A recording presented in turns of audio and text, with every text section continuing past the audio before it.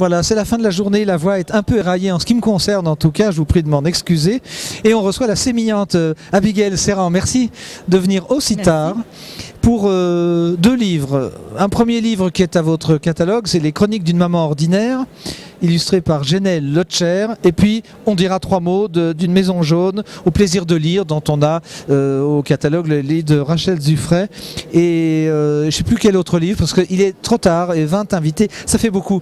Abigail, ça a commencé comme un blog, puis vous êtes juriste, il y a 3000 choses à dire.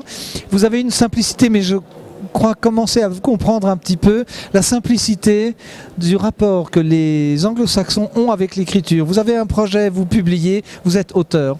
Il n'y a pas ça dans nos pays francophones parce que quoi ?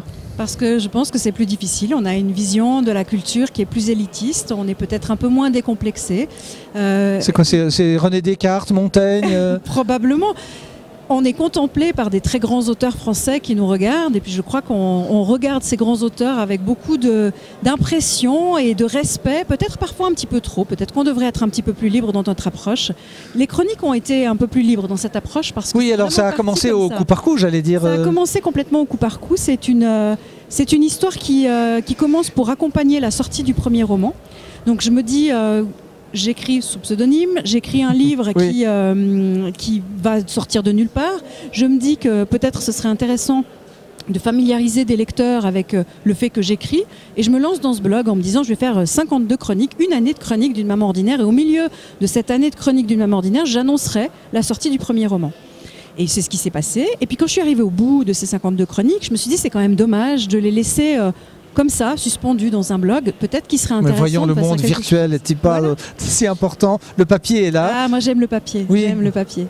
Et pourtant vous êtes terriblement jeune, mais le papier c'est quand même... On a le bouquin en main, quoi. Hein. Il y a quelque chose, et puis elles n'étaient pas illustrées ces chroniques, donc il y avait quelques images qui les accompagnaient, mais il n'y avait pas de visuel. Comment avez-vous fait la rencontre Internet, là le monde virtuel a pleinement joué son rôle, puisque j'ai cherché un coup de crayon qui me plaisait, j'ai cherché une rencontre, et j'ai rencontré Jenai. On s'est parfaitement compris, elle a même dessiné des choses qui existaient dans la vraie vie sans le savoir. À un moment donné, elle a dessiné ma voiture, et c'est une décapotable orange, et elle ne le savait pas. J'ai effectivement dans la vraie vie une décapotable orange, donc c'est une vraie belle rencontre. Bon, alors vous êtes maman vous-même ? Oui, absolument. Et qu'est-ce que les mamans ordinaires font ? Elles travaillent toute la journée, du soir au matin, du matin au soir. Je crains qu'elles travaillent beaucoup, elles ont une activité professionnelle, elles ont des engagements sociaux, elles ont un mari éventuellement. Un mari aussi, ou un compagnon, ou une compagne. Oui, elles un père, ont un père en tout cas.